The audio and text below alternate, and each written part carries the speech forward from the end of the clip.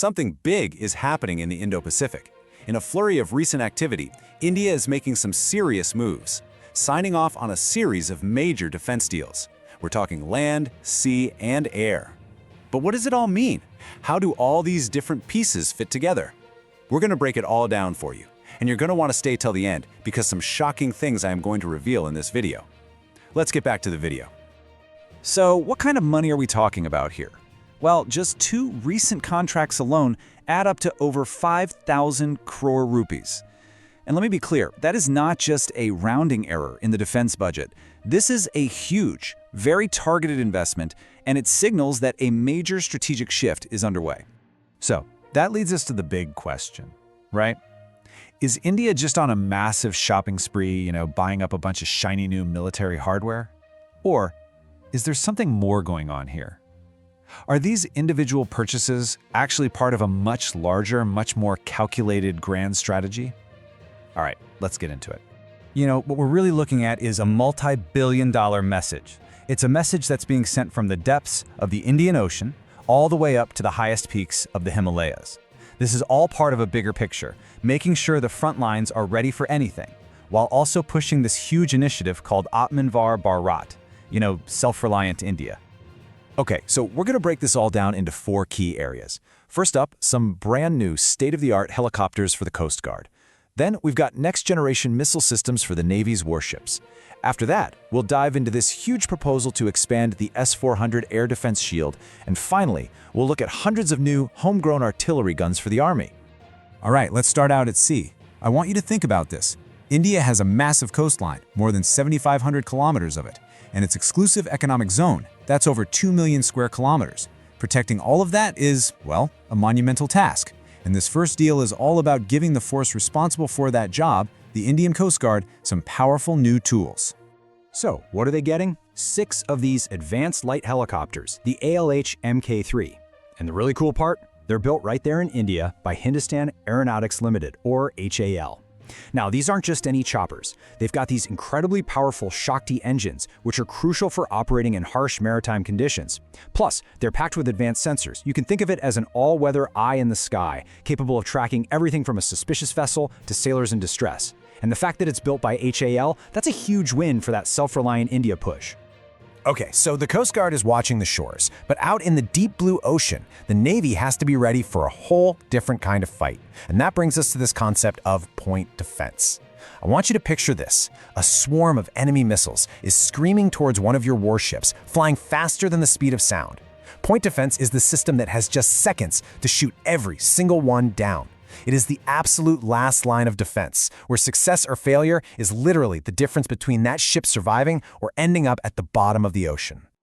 And this is where the upgrade gets really interesting. The second big deal is for these Russian Shtil-1 missile systems. Now just look at the old way of doing things on the left. It's this clunky, slow mechanical arm that has to physically grab a missile, aim it, and then fire. It's slow, and it can really only handle one threat at a time.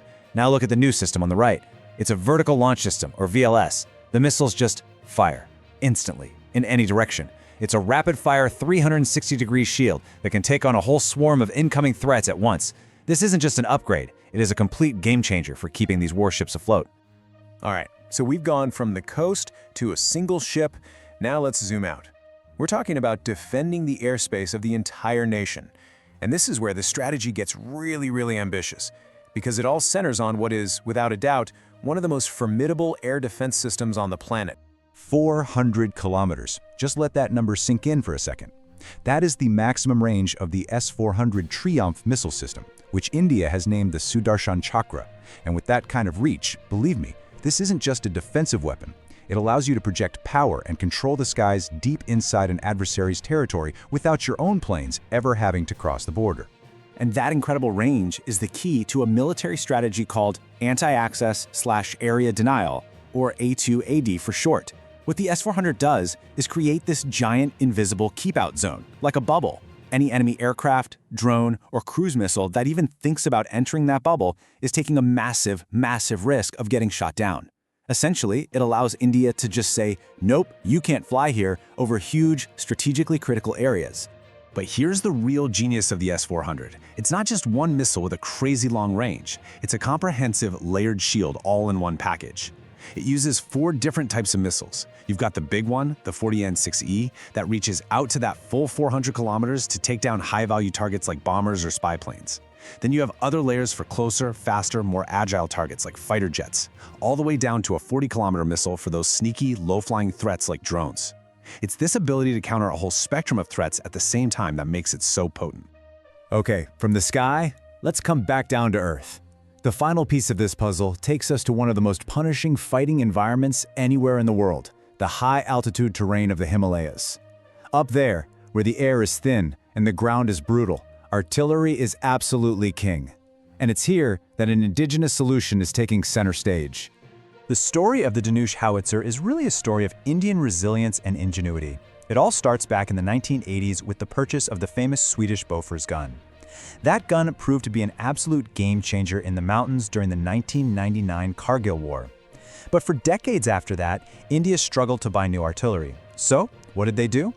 Indian engineers took the original Bofors design, reverse-engineered it, modernized it, and massively upgraded it. And that's how we got the Dhanush we see today. And listen, calling it a Desi Bofors or an Indian Bofors is a massive understatement. This thing is a far superior weapon. It can shoot farther, over 38 kilometers. It's packed with modern electronics like an onboard ballistic computer and GPS for pinpoint accuracy. And this is huge. It has its own auxiliary power unit, so it can actually move itself after firing to avoid enemy fire. That's a shoot and scout capability, and it's vital for survival on a modern battlefield. And with over 90% of its components made in India, it is a true success story. So, let's step back for a second and connect all these dots. You've got the ALH helicopters for the coast, the Still missiles for the naval fleet, the S-400 creating a defensive dome for the skies, and the Dhanush guns for the mountains. You see? These aren't just separate, isolated purchases. They are all interlocking components of a very clear, overarching national security strategy. This whole strategy really rests on 4 key pillars. First, closing critical defensive gaps, like that point defense vulnerability the Navy had. Second, projecting dominance in key domains, which is the entire purpose of that S-400 keep-out bubble. Third, strengthening indigenous capabilities, which is perfectly embodied by the Dhanush and the ALH helicopter. And finally, you put it all together to ensure you're ready for a potential multi-front conflict. And this brings us right back to our central question. Is this massive, multi-billion-dollar overhaul simply a defensive necessity driven by a very challenging neighborhood? Or are we witnessing the deliberate, calculated steps of a rising power equipping itself for a much larger role on the global stage? That's the question at the heart of this strategic shift, and it's a development we'll all be watching very, very closely. Be sure to subscribe to this channel for the latest updates and check out the video that's coming up on your screen right now.